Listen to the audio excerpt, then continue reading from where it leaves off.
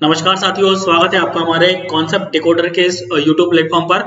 जैसा कि आपने देखा है, मेरे द्वारा बीपीएससी एई परीक्षा का जो जीएस वाला पोर्शन है उसके लास्ट ईयर के जो क्वेश्चंस थे उनको हमने एनालिसिस किया।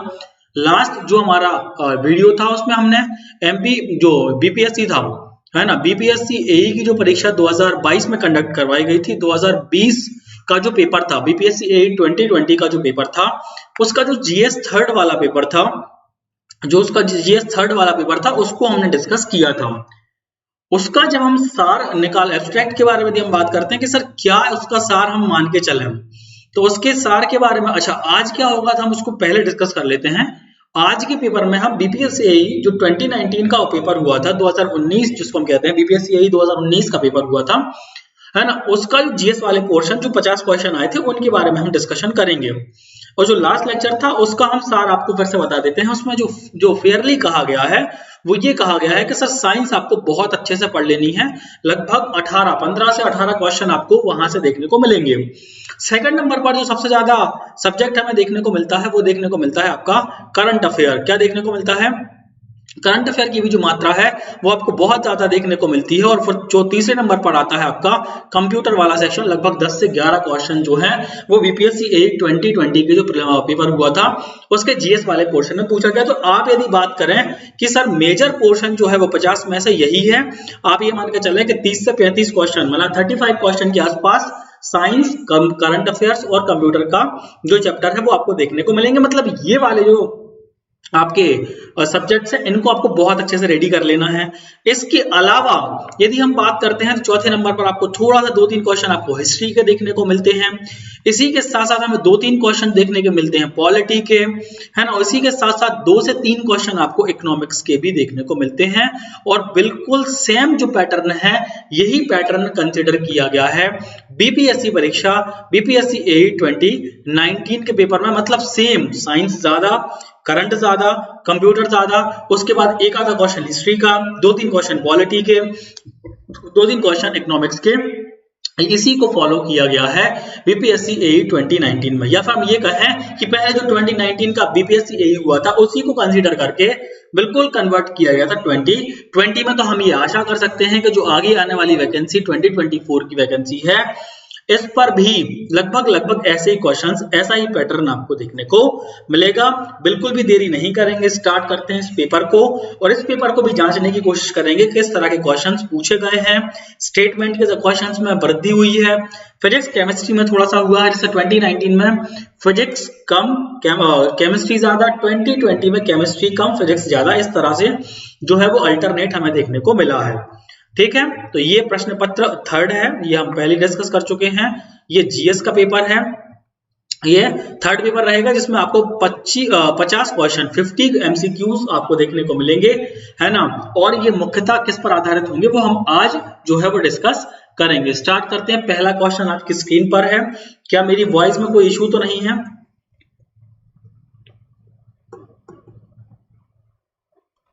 चलिए, फर्स्ट क्वेश्चन आपकी स्क्रीन पर, with the reference to a swinging pendulum which among. अच्छा, एक चीज मैंने आपको पहले ही बता दी थी कि जब भी आप मेरा लेक्चर देखते हैं आप 1.25x में भी देख सकते हैं, लेकिन आपको करना क्या है, एक कॉपी पेन लेकर बैठना है।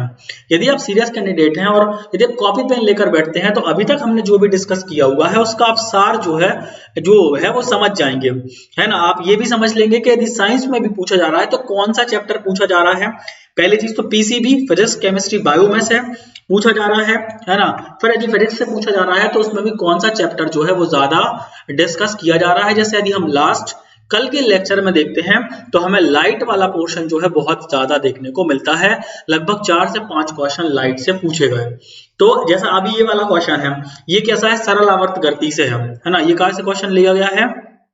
जब हम मोशन पढ़ते हैं, गति वाला पोर्शन पढ़ते हैं, तो उसी में एक सब चैप्टर आता है ना, सरल आवर्त गति, है ना। तो सरल आवर्त गति वाला जो चैप्टर है वहां से ये क्वेश्चन लिया गया है कि एक पेंडुलम है जो लटकी हुई है, तो उसके रिगार्डिंग आपको ये बताना है कि सर कौन सा जो है आपका ऑप्शन बिल्कुल करेक्ट होगा, जबकि बिल्कुल मिडिल ऑफ आर्क है। मिडिल ऑफ आर्क का मतलब ये होता है कि बिल्कुल इस तरह से जो है बिल्कुल सीधी लटकी हुई है। It has maximum kinetic energy, minimum potential energy, it has maximum potential energy, minimum kinetic energy, है ना। It has zero kinetic zero total energy, तो इसका जो आंसर होगा वो होगा A. And it has maximum kinetic energy and minimum potential energy, A इसका बिल्कुल सही आंसर हो जाएगा। देखो सरल आवर्त गति की जो विशेषताएं होती हैं वो हम बता देते हैं। इसमें क्या होता है, जो काइनेटिक एनर्जी होती है वो मैक्सिमम होती है और जो स्थितिज ऊर्जा होती है वो शून्य होती है या फिर मिनिमम होती है। तो इस आधार पर यदि हम देखते हैं तो ये सारी चीजें आपको फिजिक्स में देखने को मिलेंगी। हम फिजिक्स में इसको बहुत अच्छे से कंप्लीट करेंगे। ठीक है, अगले क्वेश्चन की ओर बढ़ते हैं। अभी आपको देखो, आपको याद रखना है फिजिक्स, केमिस्ट्री, बायो में से क्या, और उसमें भी टॉपिक कौन सा है, तो ये हम चीजें आपको बताते चलेंगे। ठीक है, the work done in moving body over a smooth inclined plane does not depend on the which of the following. यदि कोई मूविंग बॉडी है, यदि वो inclined plane does not depend on the, कौन सा जो है इनमें से जो आपका ऑप्शन है वो डिपेंड नहीं करेगा। मास ऑफ द बॉडी है ना, बॉडी का द्रव्यमान, height of the incline plan, slope of the incline plan. तो कभी भी स्लोप जो होता है वो डायरेक्टली प्रभावित नहीं करता है, तो सी इसका बिल्कुल सही आंसर हो जाएगा। Work done in a moving body over a smooth incline plane, यदि स्मूथली कोई भी जा रहा है यानी एक ही जो उसमें ज्यादा कोई उतार चढ़ाव नहीं हो रहा है, तो does not depend on the slope of incline plan, तो सी इसका सही आंसर हो जाएगा। तो ये कहीं ना कहीं जो है कार्य ऊर्जा और शक्ति है ना, वर्क है ना, एनर्जी एंड पावर, ये वाला जो चैप्टर होता है फिजिक्स में, इससे क्वेश्चन लिया गया है। इसकी सारी कंडीशंस जो भी हो सकती हैं वो कंडीशंस हम आपको पढ़ेंगे। इनकी फॉर्मूलाज बहुत पूछे जाते हैं, ये सारी चीजें हम जब पढ़ेंगे फिजिक्स तो हम उनको बताएंगे। Why is small liquid drop spherical in shape, कोई भी जो पानी की बूंद होती है वो स्फेरिकल गोल क्यों होती है, तो ये स्पष्ट सभी को पता है। ये भी फिजिक्स से लिया गया क्वेश्चन है और फिजिक्स का क्वेश्चन है due to surface tension. Surface tension का मतलब क्या होता है, सरफेस टेंशन का मतलब होता है पृष्ठ तनाव, है ना। यदि हम इसको फॉर्मूला में देखते हैं तो एकांक क्षेत्रफल में एकांक लंबाई का जो तार होता है वो कितना फोर्स लेता है ना, तो इसको P से हम डिनोट करते हैं, है ना। तो एकांक लंबाई है ना में लगने वाले बल को क्या कहते हैं, सरफेस टेंशन कहते हैं। तो F/L होता है न्यूटन पर मीटर, है ना, न्यूटन पर मीटर इसका जो है वो होता है, तो यूनिट होता है। ड्यू टू सरफेस टेंशन के कारण जो ड्रॉप होता है, बूंद होती है पानी की, वो कैसी होती है, स्फेरिकल इन शेप होती है। वर्षा की बूंद गोलाकार आकृति का कारण क्या है, पृष्ठ तनाव है। ठीक है, अगले क्वेश्चन की ओर बढ़ते हैं। In which of the following cases a concave mirror will form a virtual and direct image. इसमें आपको याद क्या रखना है, ये लाइट वाला क्वेश्चन है। पहली चीज तो याद क्या रखना है, फिजिक्स में भी प्रकाश वाला चैप्टर होता है वो। अब प्रकाश में भी यदि हम बात करते हैं तो आपको मिरर पढ़ने होते हैं। क्या पढ़ने होते हैं सर, मिरर पढ़ने होते हैं। मिरर दो प्रकार के होते हैं, एक कॉनकेव मिरर होता है, एक क्या होता है आपका कॉनकेव मिरर होता है, और एक होता है कॉन्वेक्स, अवतल और उत्तल दर्पण, इनको हम हिंदी भाषा में कहते हैं, है ना। तो कॉनकेव मिरर की जो है 6 कंडीशन होती हैं सर, इसको हम कहते हैं हिंदी में अवतल दर्पण कहते हैं, और इसकी 6 कंडीशन होती हैं। पहली कंडीशन, जब the object is place in infinity, जब ऑब्जेक्ट मतलब वस्तु अनंत पर होती है। सेकंड होता है जब अनंत और वक्रता केंद्र के बीच में होती है। तीसरा जब वक्रता केंद्र पर होती है। चौथा जब वक्रता केंद्र फोकस पर होती है। पांचवा जब फोकस पर होती है, और छठवां होता है जब फोकस और पोल के बीच में होती है। ये सारी डिटेल यदि आपको अभी समझ में नहीं आ रही है तो हम आपको जब फिजिक्स पढ़ाएंगे तो आपको बिल्कुल डिटेल में और बाकायदा आपको यहाँ सर जो है वो आपको किरण जाती हुई दिखाई देगी, है ना, कि किस तरह से जो है वो आपका इमेज बन रही है, वो सारी चीजें हम बताने वाले हैं आपको। ठीक है, तो आपसे पूछा गया है वर्चुअली। अब एक तो ये बेहतरीन चीज है कि अवतल दर्पण जो होता है, जो कॉनकेव लेंस होता है, कॉनकेव मिरर होता है, उसमें वर्चुअल नहीं बनता है। कैसा बनती है इमेज, है ना, वास्तविक बनती है, मतलब रियल बनती है। और एक ही कंडीशन होती है कॉनकेव में, जो छठवीं कंडीशन है, जब क्या होता है, when object is placed is between pole and focus, C is the right answer। जब ऑब्जेक्ट पोल और फोकस के बीच में होता है तभी एकमात्र ऐसी कंडीशन होती है कि मिरर के इमेज कैसी बनेगी, वर्चुअल बनेगी। तो इसमें C जो है वो हमारा बिल्कुल सही आंसर हो जाएगा।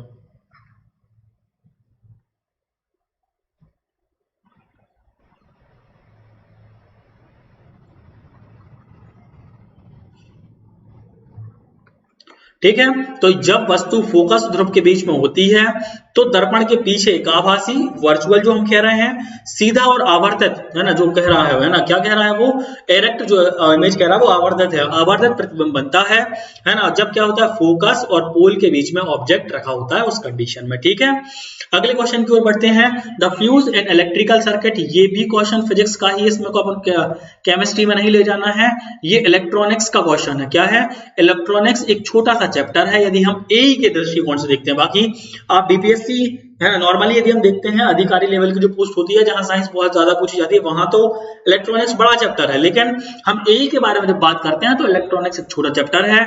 उसमें कुछ चीजों के बारे में हमें याद रखना होता है, जैसे विद्युत फ्यूज होता है, इलेक्ट्रिक फ्यूज जो होता है ना, वो क्या होता है, रेजिस्टिविटी मतलब जो प्रतिरोध होता है वो तो हाई होता है, लेकिन जो मेल्टिंग पॉइंट होता है, जो गलनांक होता है, वो कैसा होता है, लो होता है। तो बी इसका बिल्कुल सही आंसर हो जाएगा। यहां पर बच्चों को जो कंफ्यूजन होती है वो दो चीजों में होती है, मैं आपको बता देता हूं। पहला होता है फ्यूज है ना, और दूसरा होता है नाइक्रोम। नाइक्रोम जो यूज होता है ये यूजर होता है हमारे हीटर में। हीटर मतलब क्या होता है, वो हीटर ना जो कॉइल भरी होती है, तो उसको नाइक्रोम, जो कॉइल होती है वो नाइक्रोम की बनी होती है। तो हीटर में जो है ना वो कॉइल जो यूज की जाती है वो नाइक्रोम की यूज की जाती है ना उसको। और फ्यूज जो होता है वो यूज किया जाता है बल्ब में, वो काय में यूज किया जाता है, बल्ब में यूज किया जाता है। तो जब बल्ब में जो फ्यूज यूज किया जाता था उसकी रेजिस्टिविटी तो हाई होती है लेकिन मेल्टिंग पॉइंट लो होता है। वही नाइक्रोम के बारे में यदि हम बात करते हैं जो हीटर में यूज होता है ना, उसकी रेजिस्टिविटी भी हाई होती है और मेल्टिंग पॉइंट भी हाई होता है। तो बोथ आर, दोनों चीजें जो है वो हाई होती हैं नाइक्रोम में। पूछा जाएगा आपसे, the nichrome in electrical circuit या in heater has high resistivity, high melting point, तो यही हमारा सही आंसर हो जाएगा। और फ्यूज में मेल्टिंग पॉइंट लो होता है। ठीक है, दोनों चीजें हमने आपको बता दी हैं। ठीक है, अगले क्वेश्चन की ओर बढ़ते हैं। Which of the following statements about the magnetic line, magnetic मतलब होता है चुंबकत्व, मैग्नेटिज्म, ये भी हमारा फिजिक्स का ही चैप्टर है। कैसा है, फिजिक्स का ही चैप्टर है। Magnetic field line is incorrect, incorrect के बारे में बताना कि ये पूछ रहा है जो मैग्नेटिक फील्ड लाइन होती है, चुंबकीय बल रेखाएं जिनको हम हिंदी भाषा में कहते हैं, है ना, चुंबकीय बल रेखाएं है ना, चुंबकीय बल रेखाओं की कुछ प्रॉपर्टीज होती हैं। उन प्रॉपर्टीज को यदि आप एक बार याद कर लेते हो तो सारी चीजें, magnetic field line never intersect, ये बिल्कुल सही है। ये जो चुंबकीय बल रेखाएं होती हैं ये कभी भी एक दूसरे को नहीं काटती हैं। Magnetic field line never emerge from a point, है ना, कभी भी किसी एक पॉइंट से नहीं निकलती है, दोनों पॉइंट से निकलती हैं। फील्ड लाइन आर, जो मैग्नेटिक फील्ड लाइन होती हैं आर कंप्लीटली स्ट्रेट, तो ये बहुत बड़ा डिफॉल्ट है ना, ये हम बता देते हैं आपको, ये गलत जवाब है हमारा। स्ट्रेट नहीं होती हैं, कैसी होती हैं, हमेशा इलेप्टिकल वे में होती हैं। जैसे मान के चलो ये है आपका चुंबक, ये क्या है आपका चुंबक है, तो रेखा इस तरह से निकलती हैं। कैसे निकलती हैं, इस तरह से निकलती हैं इलेप्टिकल वे में। ठीक है, तो यही हमारा, चूंकि इनकरेक्ट का पूछा था तो सी इनकरेक्ट है, मतलब सी हमारा बिल्कुल सही आंसर हो जाएगा। ठीक है, अगले क्वेश्चन की ओर बढ़ते हैं। Which among the following are the correct statement comparing the alternative.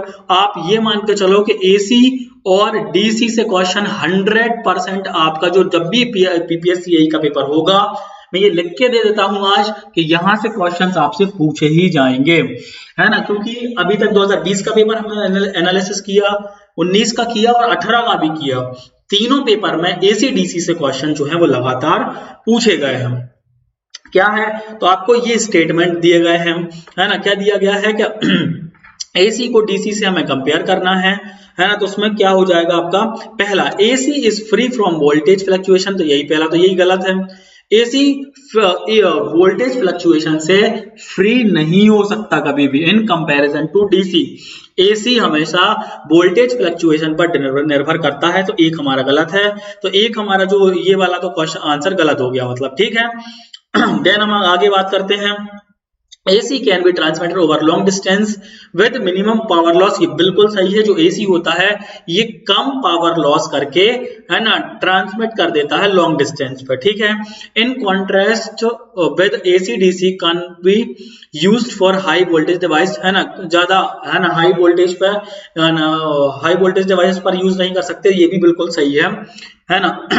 AC को DC के कंपैरिजन में हम बात करें तो, in contrast with AC, DC can't be run through a transformer, DC को जो ट्रांसफार्मर पर नहीं रन किया जा सकता, ये भी बिल्कुल सही है, ट्रांसफार्मर केवल एसी पर चलता है ना। In contrast with AC DC can't be use in metal plating applications, तो ये भी हमारा गलत हो जाएगा, क्योंकि एसी जो है के रेफरेंस में यदि हम देखते हैं तो DC can't be used in metal plating applications, metal plating applications में डीसी का यूज नहीं किया जा सकता, ये गलत है ना, ये तो है स्टेटमेंट गलत है, ठीक है। तो 2, 3 और 4 हमारे सही है, मतलब डी हमारा बिल्कुल आंसर क्या हो जाएगा, बिल्कुल सही हो जाएगा। इसका डिस्क्रिप्शन भी हमने दे के रखा है, जैसे अल्टरनेटिव करंट जो होता है, मतलब एसी जो होता है, is not free from voltage fluctuation, जबकि ए वाले में क्या कहा गया है, AC is free from voltage fluctuation, मतलब ए हमारा गलत हो जाएगा। Sometimes stabiliser is used to minimise the effect, तो ये आप एक बार पढ़ लोगे तो ये भी कहीं ना कहीं इलेक्ट्रॉनिक से ही जुड़ा हुआ है, हम आपको डिटेल में इसके बारे में बताएंगे। Which of the following statements about the gamma rays, अब ये दिया गया है इलेक्ट्रोमैग्नेटिक वेव से, ठीक है, ये कहां से दिया गया है, इलेक्ट्रोमैग्नेटिक जो वेव होती हैं, विद्युत चुंबकीय तरंगे हिंदी भाषा में जो हम कहते हैं, उनके बारे में हमने हालांकि कल भी चर्चा की थी, मतलब लास्ट सेशन में भी चर्चा, मतलब 2020 की बीपीएससी में भी ये पूछा गया था, और संभावना है कि आगे भी ऐसा क्वेश्चन आपसे पूछे जाएंगे, ठीक है। तो गामा रेस ये इलेक्ट्रोमैग्नेटिक वेव होती हैं, इसमें गामा रेस, एक्स रेस, पराबैंगनी किरणें, अवरक्त प्रकाश, दृश्य प्रकाश, रेडियो तरंगें, चाहे वो लघु हो या दीर्घ, पूछी जाती रही हैं। इसमें हमें गलत को देखना है, तो gamma rays travel in a vacuum, ये बिल्कुल सही है, स्पीड ऑफ लाइट के साथ जो है वो क्या करती हैं, बहती हैं।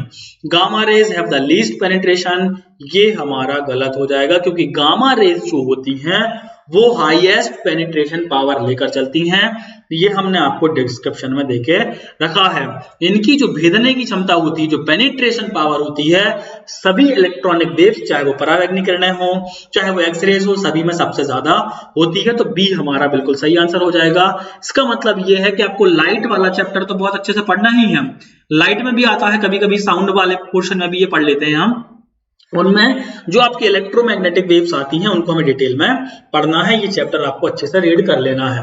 अगले क्वेश्चन की ओर पढ़ते हैं, और ये भी जो है वो लाइट वाले चैप्टर से ही लिया गया क्वेश्चन है ना। Due to which of the following phenomena the coloured glass appeared white when crushed into fine powder, को क्रश किया जाता है तो कलर्ड ग्लास व्हाइट में अपीयर होता है, ये होता है स्कैटरिंग के कारण। क्या कारण होता है स्कैटरिंग के कारण, मतलब प्रकाश का प्रकीर्ण, तो प्रकाश के प्रकीर्ण, प्रकाश का अपवर्तन, प्रकाश का परावर्तन, पूर्णांतरिक परावर्तन, है ना। प्रकाश को लेकर यदि हम बात करते हैं तो concave lens, convex lens, concave mirror, convex mirror, इनके बारे में हम बहुत अच्छे से देखेंगे, आपको बिल्कुल भी टेंशन लेना नहीं है, ठीक है। तो ये बहुत अच्छा चैप्टर है और हम इसके बारे में डिस्कस करेंगे।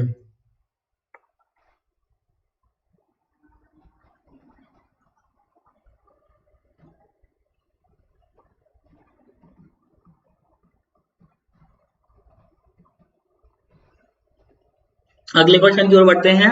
The substances where the strong magnetism is generated in the same direction of the applied magnetic field are called, the substance where the strong magnetism is, जब पावरफुल चुंबकत्व जो है जनरेट होता है एक ही डायरेक्शन में, अप्लाइड मैग्नेटिक फील्ड, इसको हम फेरोमैग्नेटिक सब्सटेंस कहते हैं।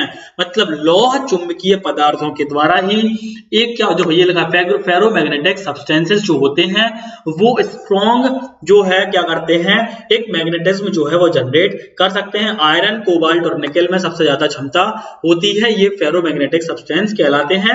तो हमें कुल मिलाकर थोड़ा सा पढ़ लेना है चुंबकत्व, मैग्नेटिज्म के बारे में पढ़ना है, मैग्नेटिज्म तीन प्रकार, उसमें सब्सटेंसेस पढ़ लेने हैं, है ना। 3 प्रकार के सब्सटेंसेस होते हैं, लोह चुंबकीय, अनुचुंबकीय और प्रतिचुंबकीय पदार्थ। इनको हम इंग्लिश में भी आपको बहुत अच्छे से पढ़ाएंगे, निश्चिंत आपको रहना है, ठीक है। When a tubelight break a crackling sound is produced, जब भी क्या होता है ट्यूबलाइट टूटती है तो उसमें से एक साउंड आता है, वो क्यों आता है ये आपको बताना है, ठीक है। तो ये लाइट वाला चैप्टर वहीं से है। एटमॉस्फेरिक प्रेशर से भी हालांकि ये संभवतः समझा सकता है कि क्वेश्चन है, pressure inside the lamp is less then atmospheric pressure, ये बिल्कुल सही है। बाहर का जो प्रेशर होता है वो बहुत ज्यादा होता है एज कंपेयर टू अंदर लैंप में। ये लिखा है the crackling sound produced when a tubelight break is because the pressure inside the lamp is less than the atmospheric pressure. ये हमारा बिल्कुल सही आंसर होगा, बाकी पर आपको ध्यान नहीं देना है, ठीक है। अगले क्वेश्चन की ओर बढ़ते हैं। When a bee sting immediately a paste of lime is put on the sting because, ठीक है। तो जो मधुमक्खी होती है वो है ना, उसको immediately a paste of lime जब काटती है या कहीं पर रहती है तो उसको चूना लगाने का सलाह दी जाती है। क्यों? क्योंकि जो बी स्टिंग कंटेंट, देखो मधुमक्खी के पास कौन सा एसिड होता है, देखो हमने कल एसिड के बारे में पढ़ा था, टमाटर में कौन सा होता है, इमली में कौन सा होता है, संतरा में कौन सा होता है। उसी में जहां तक मधुमक्खी के बारे में भी लिखा था, मधुमक्खी कंटेन करती है फॉर्मिक एसिड को, और CO जो चूना होता है उसको न्यूट्रलाइज कर देता है। तो ए हमारा बिल्कुल सही आंसर जो है वो क्या होगा, हो जाएगा। आपको इतना याद रखना है कि जो है ना फॉर्मिक एसिड को न्यूट्रलाइज कौन कर देता है, CO कर देता है, ठीक है। तो ये एसिड बेस वाला जो चैप्टर था वहां से क्वेश्चन पूछा गया था, ठीक है। विच of the following is the correct about the hard water. Water दो टाइप के होते हैं, हमने कल भी चर्चा की थी, यहाँ से क्वेश्चन पूछा जा रहा है लगातार ए की परीक्षा में। एक होता है आपका हार्ड वाटर और दूसरा होता है सॉफ्ट वाटर। हार्ड वाटर के बारे में भी हम बात करते हैं तो इसको हम परिभाषा से ही हमने आपको समझाया था कि ऐसा पानी जिसमें जिसमें साबुन लगाने पर झाग नहीं देता है, तो it does not give leather. Leather मतलब होता है झाग, विद सोप लगाने पर ये क्या नहीं देता, झाग नहीं देता है। तो बी इज हमारा राइट आंसर हो जाएगा। जबकि सॉफ्ट के बारे में हम चर्चा करते हैं तो सॉफ्ट वाटर हमेशा साबुन के साथ अच्छा झाग देता है, ठीक है। अगले क्वेश्चन की ओर बढ़ते हैं। Which of the following is correct about the properties of the solution. Solution की प्रॉपर्टी के बारे में हमें चर्चा करनी है। The particles of a solution can be seen by naked eyes. ये तो नेक्ड आइज से नहीं देखा जा सकता। The particles of a solution scatter a beam of light passing through the solution. The solute particle do not settle down when left undistributed. तो सी हमारा बिल्कुल सही आंसर हो जाएगा। द सॉल्यूट पार्टिकल्स होते हैं do not settle down when left undisturb. जब हम लेफ्ट अनडिस्टर्ब छोड़ देते हैं तो सेटल डाउन नहीं हो पाते हैं। तो सी हमारा जो है बिल्कुल क्या हो जाएगा, करेक्ट आंसर हो जाएगा, ठीक है। तो इसको सॉल्यूशन का मतलब होता है विलयन। तो ये केमिस्ट्री वाला क्वेश्चन है, तो केमिस्ट्री में जब हम सॉल्यूशन वगैरह पढ़ेंगे हम बहुत अच्छे से इसको रीड करेंगे। Which of the following technique can be used separate cream from milk। यदि हमें दूध से क्रीम बनाना है तो हमें फिल्ट्रेशन का यूज करना पड़ेगा। तो ये तो बहुत नॉर्मल सा क्वेश्चन था, माफ कीजिएगा, है ना। इसमें सी यूज होगा, है ना। इसको हालांकि है ना भावनात्मक, यदि आप स्ट्रॉन्ग हो, है ना, भाव में आप ऐसा कर सकते हो, तो याद रखना भावना में नहीं बहना है।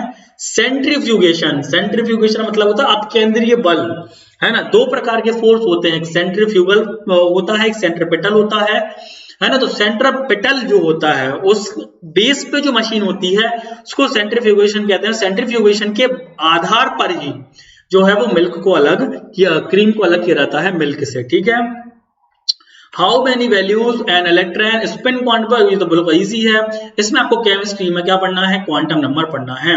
केमिस्ट्री वाला क्वेश्चन है ना। केमिस्ट्री में क्वांटम नंबर होते हैं, 4 प्रकार की क्वांटम संख्याएं होती हैं, एजीम्यूथल, स्पिन, है ना। तो जो स्पिन क्वांटम संख्या होती है उसमें 2 क्वांटम नंबर होते हैं, प्लस पॉजिटिव और minus, plus half and negative half, ठीक है। आगे बढ़ते हैं। Who established the concept of absolute zero। ठीक है, एब्सोल्यूट जीरो मतलब होता है -273 केल्विन, है ना, डिग्री सेंटीग्रेड, है ना। क्या है -273, मतलब जहां पर सबसे ज्यादा परम शून्य ताप कहेंगे इसको, क्या कहेंगे, परम शून्य ताप। हिंदी वालों को परम शून्य ताप इसको कहेंगे। और परम शून्य ताप की जो खोज की गई थी वो की गई थी साहब लॉर्ड केल्विन के द्वारा, है ना। तो इन 1848 Lord kelvin introduce the idea of absolute zero.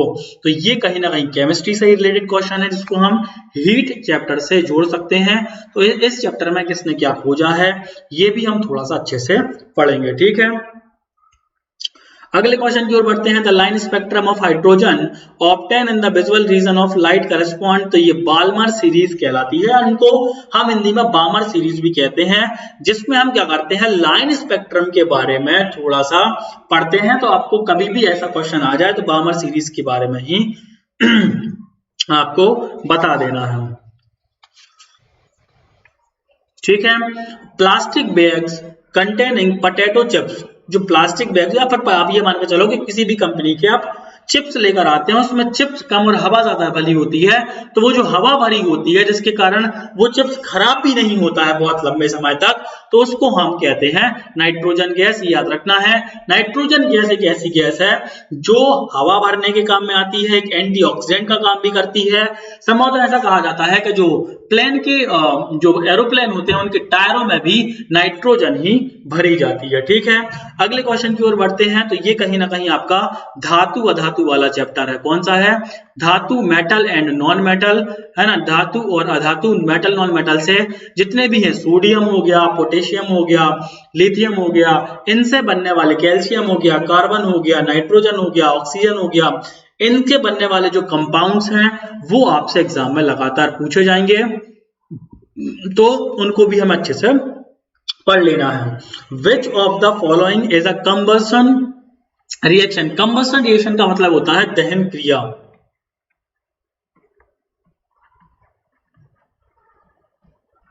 क्या कहते हैं? दहन प्रतिक्रिया।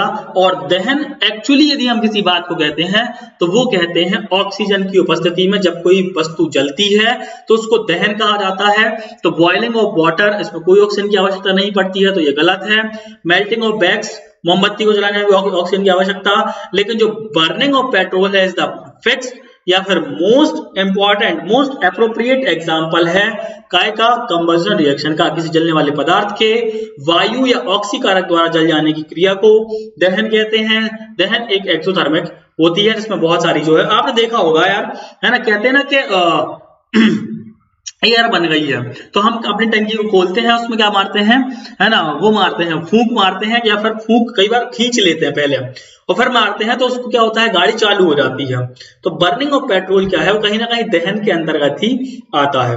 ठीक है, नासा पार्कर सोलर प्रोब, है ना, नासा के द्वारा एक सैटेलाइट छोड़ा गया था जिसको पार्कर सोलर प्रोब कहा गया है। It is directly related to the sun, तो बी इसका बिल्कुल सही आंसर होगा।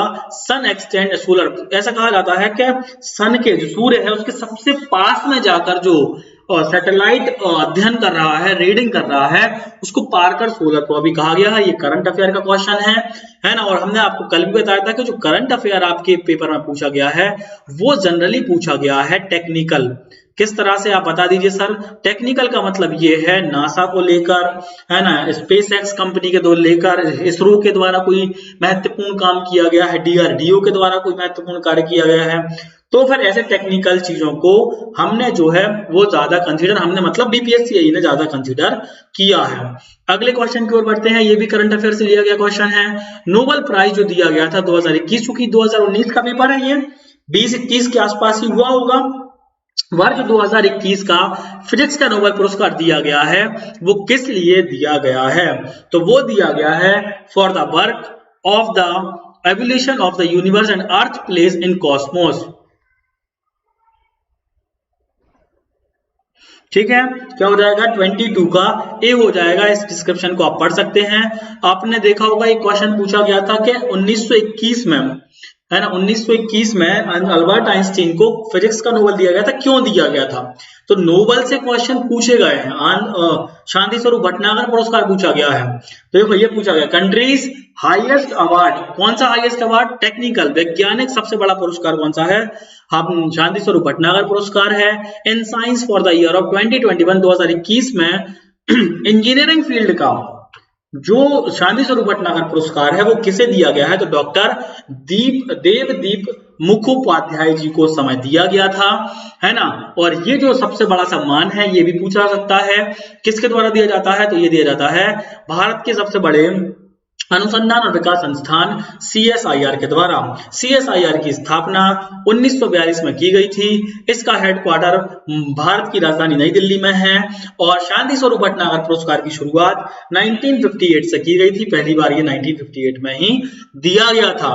लगभग 14 क्षेत्रों में, मतलब टेक्निकल जो एरिया होते हैं उनके लगभग 14 क्षेत्रों में ये दिया जाता है। ठीक है, नासा, इसरो, सिंथेटिक। देखो एक और क्वेश्चन जो कैसा क्वेश्चन है, करंट अफेयर का है लेकिन पूछा गया है NASA ISRO synthetic aperture radar Nisar is a joint project between NASA and ISRO के नासा और इसरो के बीच में एक जॉइंट प्रोजेक्ट निसार शुरू किया गया है।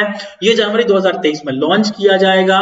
इट में B launched in January 2023 for a use for remote sensing. ऐसा कहा जा रहा है कि जो निसार जो प्रोजेक्ट है इसके माध्यम से हम 3D नहीं 4D मतलब 3D प्रिंट ले सकेंगे किसी भी जगह का और बहुत कलर्ड वे में उसको ले सकेंगे। तो remote sensing is a right answer. Current affair में भी टेक्निकल करंट अफेयर जो है वो हमें ज्यादा पढ़ने की आवश्यकता होगी।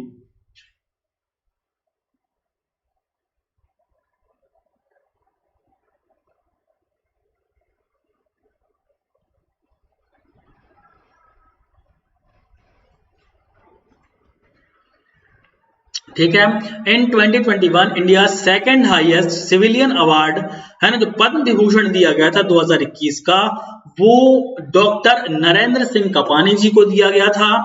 और नरेंद्र सिंह कपानी जी को दिया गया था वो किस एरिया में इंटरेस्टेड थे या किस क्षेत्र में उनके उल्लेखनीय कार्य के लिए ये दिया गया था। तो आपको पता है फादर ऑफ फायर ऑप्टिक्स के नाम से जाना जाता है नरेंद्र सिंह कपानी को, है ना। जिन्हें नहीं पता है तो ये याद रखना है। इसका मतलब ये भी है कि वो नोबेल भी पूछ रहा है, वो टेक्निकल करंट अफेयर भी पूछ रहा है, इसके साथ साथ उसने शांति स्वरूप भटनागर पुरस्कार भी पूछा है। और अब पद्म विभूषण के बारे में मतलब पुरस्कार वाली जो श्रेणी है उसको हमें बहुत अच्छे से रीड करना होगा। ठीक है।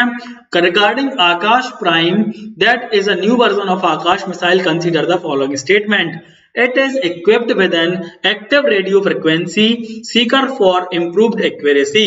है ना, ये बिल्कुल सही है ना कि एक्यूरेसी को इम्प्रूव किया गया है।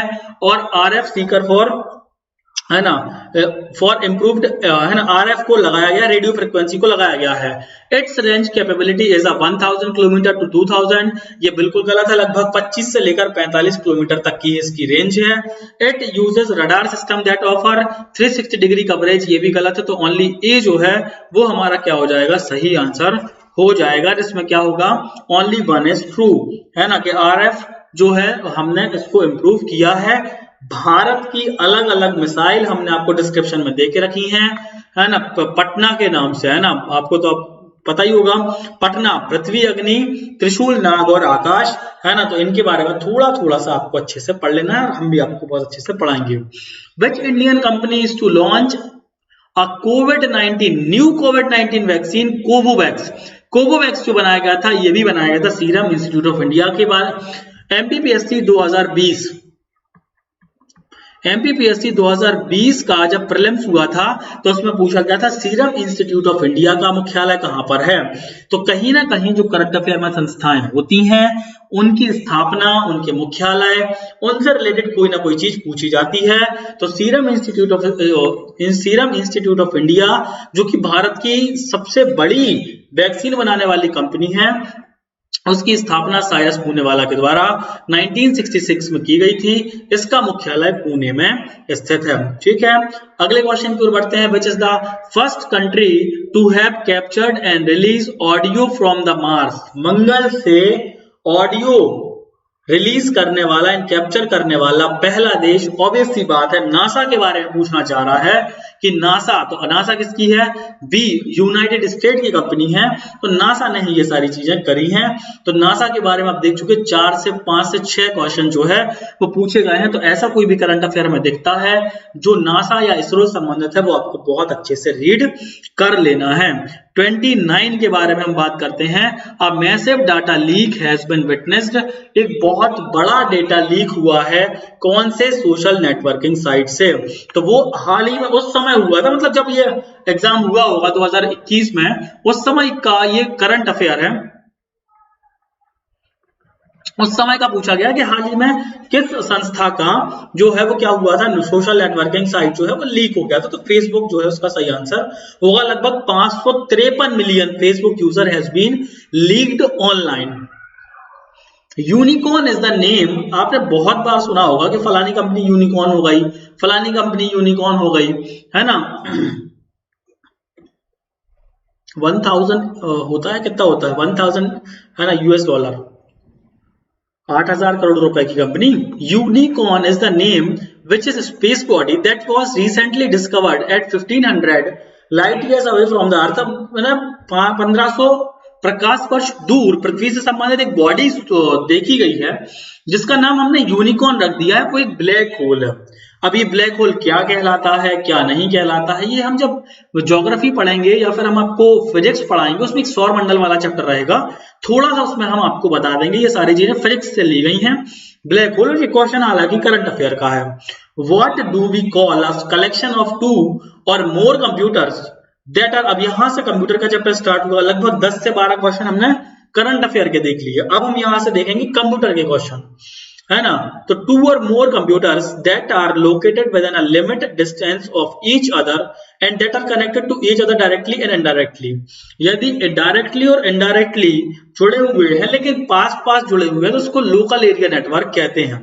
इस जुड़ने वाले चैप्टर को हम 3 भागों में डिवाइड करते हैं। एक को लैन कहा जाता है, एक को मैन कहा जाता है और एक को वैन कहा जाता है। एक को लोकल एरिया नेटवर्क कहते हैं, इसको मेट्रोपॉलिटन एरिया नेटवर्क कहते हैं और इसको वाइड एरिया नेटवर्क कहा जाता है। यही इसका ऑर्डर भी है। सबसे छोटा लैन होता है, उससे बड़ा मैन होता है और उससे बड़ा वैन होता है। बाकी चीजें हम जब आपको पढ़ाएंगे तो आपको बताएंगे। मॉडेम क्या कहलाता है तो सभी को पता होना चाहिए। मॉडेम का फुल फॉर्म होता है मॉड्यूलेटर और डीमॉड्यूलेटर। ये भी आपका एक क्वेश्चन, कौन सा क्वेश्चन है, कंप्यूटर का ही क्वेश्चन है। तो ये आपका तीसरा क्वेश्चन हो गया कंप्यूटर का, ठीक है। What do we call a computer on a network that request file from another. एक दूसरे कंप्यूटर के माध्यम से रिक्वेस्ट यदि मांगी गई है तो उसको क्लाइंट कहते हैं। क्या कहते हैं? आप कहते हैं ना जनरली कॉर्पोरेट सेक्टर में आपने सुना होगा कि I will be meeting with a client, client से मेरी मीटिंग है या मीटिंग होने जा रही है या फिर मीटिंग क्लाइंट के साथ मैं जुड़ रहा हूं। तो दूसरे कंप्यूटर के साथ जब आप रिक्वेस्ट भेजते हैं उस क्लाइंट का 33 का क्या हो जाएगा आपका ए हो जाएगा, ठीक है। A computer on a network that request file from another computer is known as a client which is not a internet protocol. Most important ये जो चैप्टर है इंटरनेट, ये मोस्ट इंपॉर्टेंट चैप्टर है। आप ये मान के चलें कि कोई भी चैप्टर मतलब ऐसा पेपर नहीं होगा जहां से क्वेश्चन नहीं पूछे गए हों इंटरनेट से संबंधित। यदि कंप्यूटर पूछा जा रहा है तो HTTP, इसको हम हाइपर टेक्स्ट ट्रांसफर प्रोटोकॉल कहते हैं। एक होता है FTP जिसको हम फाइल ट्रांसफर प्रोटोकॉल कहते हैं। एक होता है IP जिसको हम इंटरनेट प्रोटोकॉल कहते हैं। लेकिन एक होता है STP, ये कोई भी प्रोटोकॉल नहीं होता है। तो C हमारा सही आंसर हो जाएगा, ठीक है। क्वेश्चन नंबर 35 पे चलते हैं। क्वेश्चन नंबर 35 में पूछा गया है द HTTP वी टाइप यदि हम करते हैं तो उसका फुल फॉर्म क्या होगा। तो ये भी प्रोटोकॉल मतलब इंटरनेट से ही लिया गया क्वेश्चन है। तो सोचो अब 6 क्वेश्चन हो चुके हैं कंप्यूटर से, मतलब कम नहीं है, पोर्शन बढ़ता ही जा रहा है। Hyper text transfer protocol HTTP का फुल फॉर्म होता है, 2018 में पूछा गया था, USP का अनइंटरप्टेड पावर सप्लाई, UPS का फुल फॉर्म। तो फुल फॉर्म कहीं ना कहीं पूछे जाते रहे हैं, ठीक है।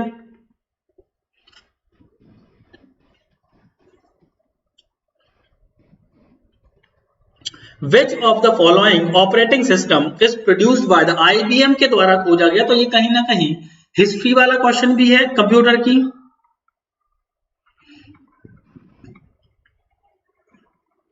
है ना। या फिर यदि हम बात करते हैं तो ये भी है कि ऑपरेटिंग सिस्टम जो है एक चैप्टर होता है हमारे कंप्यूटर में, तो उससे भी हो सकता है। तो OS2 जो है वो हमारा सही आंसर हो जाएगा, ऑपरेटिंग सिस्टम 2। विंडोज तो विंडो वालों का होगा, IBM का तो होगा नहीं, डॉस अलग है, यूनिक्स अलग है ना।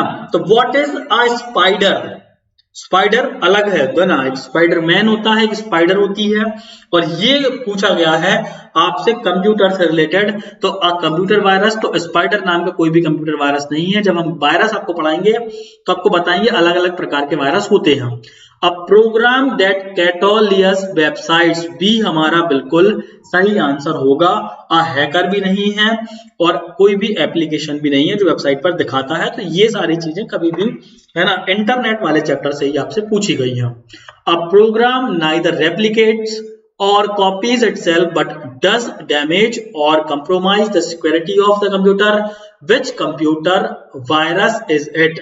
कौन सा उसमें कंप्यूटर में वायरस है ना, यदि वो रेप्लिकेट कर रहा है अपनी ही कॉपी को, तो वो जो है आपका सी हो जाएगा ट्रोजन हॉर्स, को हम पूरा नाम इसका ट्रोजन हॉर्स होता है, ट्रोजन अकेला भी लिखा है तो वो भी आपका बिल्कुल सही माना जाएगा। ठीक है, तो सी हमारा सही है, जो अपनी ही क्या करता है, रेप्लिकेट कॉपी बनाता जाता है। ठीक है, surgeon can perform delicate operation by manipulating devices through computers instead of manually.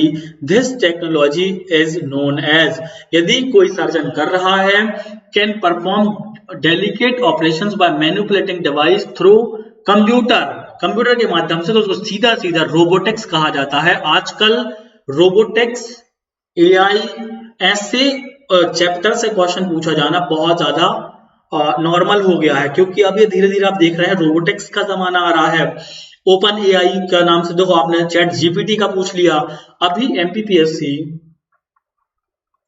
2023 का प्रीलिम्स हुआ था हमारे एमपी में। ठीक है, तो उसमें पूछा गया था कि चैट जीपीटी जो साल भर बहुत चर्चा में रहा, कि किस कंपनी के द्वारा बनाया गया है, गूगल सबसे ऊपर था ऑप्शन में, जब किसका सही आंसर ओपन एआई है। तो ऐसे क्वेश्चंस जो लगातार चर्चा में है, कंप्यूटर से रिलेटेड है, सॉफ्टवेयर से रिलेटेड है, ऑपरेटिंग सिस्टम से रिलेटेड है, क्वेश्चंस अब लगातार पूछे जाएंगे आपसे। अब आप सोचो, तो 30 से स्टार्ट किया था और 40 पर हम पहुंच गए हैं, अभी भी कंप्यूटर चैप्टर ही चल रहा है। लगभग ये 11वां क्वेश्चन है आपका। Parallel port can transfer 8 bit of data at a time, 8 bit. अब ये बिट्स क्या होता है, बाइट क्या होता है, ये सारी चीजें हम जब पढ़ाएंगे तो आपको, है ना, कंपोनेंट ऑफ कंप्यूटर है, ये पोर्ट कहाँ से, कौन सा सीरियल पोर्ट होता है, कौन सा पैरेलल पोर्ट होता है, ये सारी चीजें हम आपको अच्छे से डिस्कस करेंगे। एक आधा क्वेश्चन हिस्ट्री से हमेशा सही देखने को मिलता है। As per historians which of the following sites has the most impressive drainage system, सबसे बेहतरीन जो है जल निकासी व्यवस्था,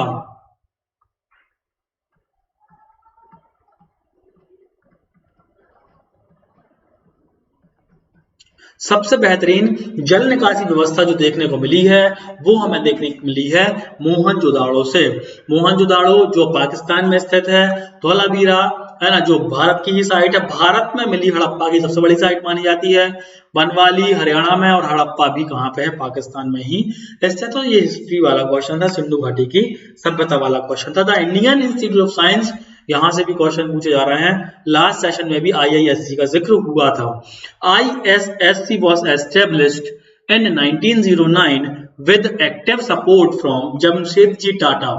कभी भी कोई ऐसा क्वेश्चन पूछा जाता है, जैसे अभी एमबीबीएससी हमने बताया था आपको, प्रीलिम्स का पेपर हुआ था, है ना, एमबीबीएससी प्री 2023, जिसमें ये पूछा गया था कि फादर ऑफ स्टील, मतलब लोहे का जो इस्पात का उद्योग हुआ था, इस्पात उद्योग के पिता किसको, जमशेदजी ईरानी को कहते हैं। तो जमशेदजी टाटा यदि ऑप्शन में है तो बहुत ज्यादा चांसेस होते हैं, तो वही उसका आंसर होगा। तो आईआईएससी की स्थापना में जमशेदजी टाटा एंड कृष्णा राजा वाडियार का जो है बहुत ज्यादा योगदान माना जाता है। ठीक है, हमने आपको बताया था नोबेल प्राइज पे बहुत फोकस करता है बीपीएससी, याद रखना है। अल्बर्ट आइंस्टीन के बारे में पूछा है उसने, अल्बर्ट आइंस्टीन। तो हम नोबेल प्राइज की आपको पूरी हिस्ट्री बताएंगे, नोबेल प्राइज क्यों दिए जाते हैं, कब से दिए जाते हैं, किसकी याद में दिए जाते हैं, किन किन भारतीयों को अभी तक दिया जा चुका है, कौन कौन से लोग हैं जिन्हें बहुत प्रतिष्ठित रूप से दिया गया। जैसे अल्बर्ट आइंस्टीन के बारे में हम चर्चा कर रहे हैं। अल्बर्ट आइंस्टीन को जब नोबेल प्राइज मिला था फिजिक्स का, तो उसने जो बताया था वो बताया था फोटो इलेक्ट्रिक इफेक्ट को, जो कि बहुत समय बहुत इंपॉर्टेंट माना जाता था, है ना। देखो ये लिखा हुआ है, सैद्धांतिक भौतिकी खासकर प्रकाश विद्युत प्रभाव जिसको हम कहते हैं, फोटो इलेक्ट्रिक इफेक्ट की खोज के लिए 1921 में नोबेल पुरस्कार प्रदान किया गया था, जबकि E बराबर mc² का भी इसने खोज की थी, है ना, जिसको हम सापेक्षता का सिद्धांत कहते हैं।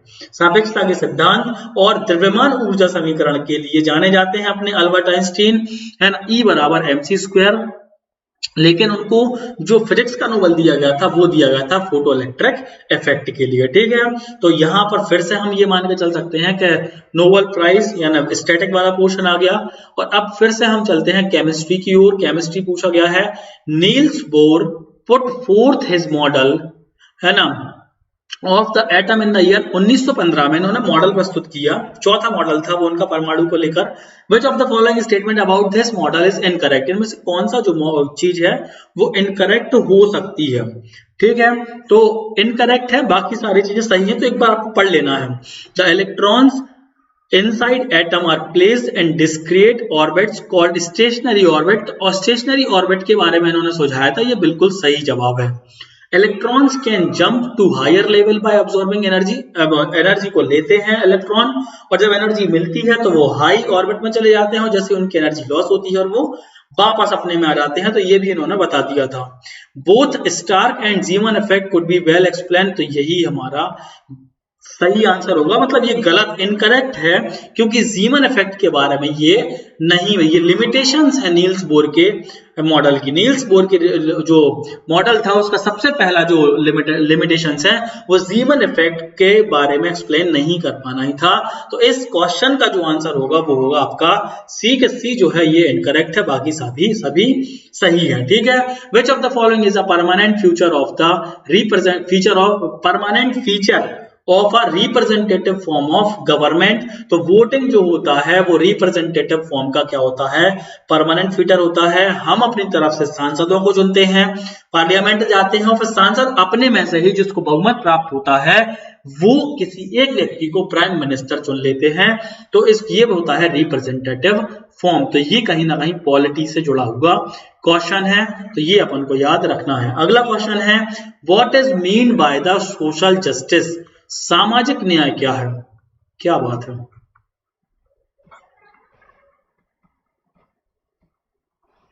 सामाजिक न्याय के बारे में यदि हम बात करते हैं तो सामाजिक न्याय क्या है, समाज में समानता लाना।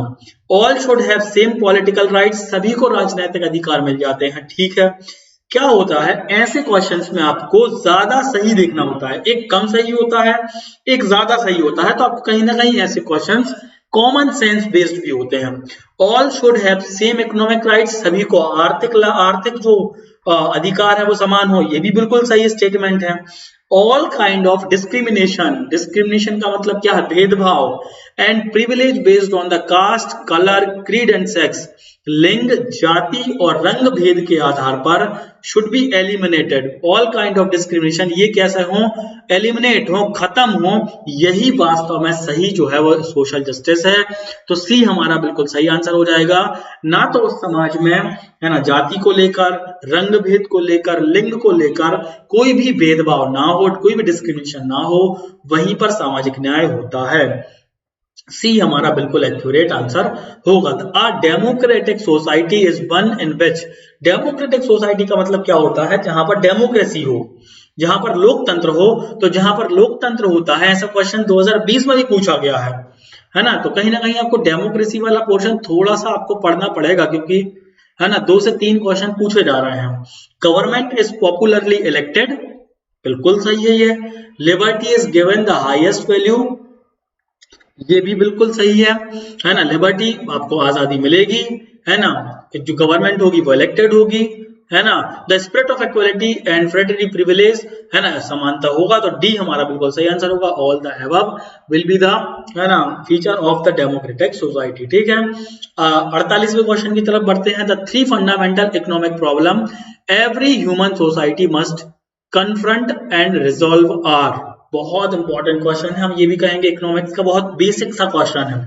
जब हम इकोनॉमिक्स पढ़ते हैं तो कहीं ना कहीं हमें इसके बारे में जानकारी होती है। 48 का जो है व्हाट, क्या, कैसे और कब, व्हाट, वेयर एंड व्हेन, क्या, कहां और कब, क्या, कैसे और किससे, किसके लिए, हाउ, कैसे, कहां और किसके लिए। तो इसका सही आंसर होगा सी, व्हाट, क्या उत्पादन करना है, कैसे उत्पादन किया जाए और किसके लिए उत्पादन किया जाए। मतलब क्या हमारे यहाँ गेहूं होगा तो उसका हम उत्पादन कैसे करेंगे, और वो गेहूं हम क्या हमारे यहाँ मार्केट है वो बिकेगा। तो ये बुनियादी समस्याएं होती हैं। The term recession refer to the, यदि हम मंदी के बारे में हम बात करते हैं, आर्थिक मंदी के बारे में यदि हम बात करते हैं, तो ये मुख्यतः जो डिसाइड होता है ये होता है हाई अनएम्प्लॉयमेंट, मतलब बहुत बड़े स्तर पर जब बेरोजगारी हमें देखने को मिलती है। तो जब आर्थिक मंदी होगी तो फिर बेरोजगारी तो होगी ही, क्योंकि पैसा ही नहीं रहे कंपनी के पास। तो हाई अनएम्प्लॉयमेंट रेफर करती है रिसेशन।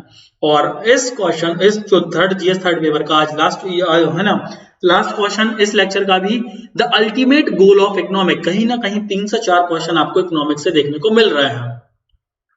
तो हम आपको इकोनॉमिक्स भी थोड़ा थोड़ा सा बता देंगे। द अल्टीमेट गोल जो होता है, improve the living standard of people, obtain the highest possible GDP. देखो अब दोनों सही हैं, अल्टीमेट गोल के बारे में पूछा है, लेकिन इंप्रूव द लिविंग स्टैंडर्ड ये भी सही है, हाईएस्ट पॉसिबल जीडीपी पर पहुंचाना ये भी सही है, मिनिमाइज द अनएम्प्लॉयमेंट ये भी सही है, obtain equilibrium between inflation and employment ये भी सही है। लेकिन मोस्ट अल्टीमेट जो गोल होता है आर्थिक विज्ञान का, हमारे जो पीपल हैं, जो हमारे लोग हमारे देश में रह रहे हैं, उनका लिविंग स्टैंडर्ड जो हो, उनका जो रहन सहन हो वो बहुत अच्छा हो।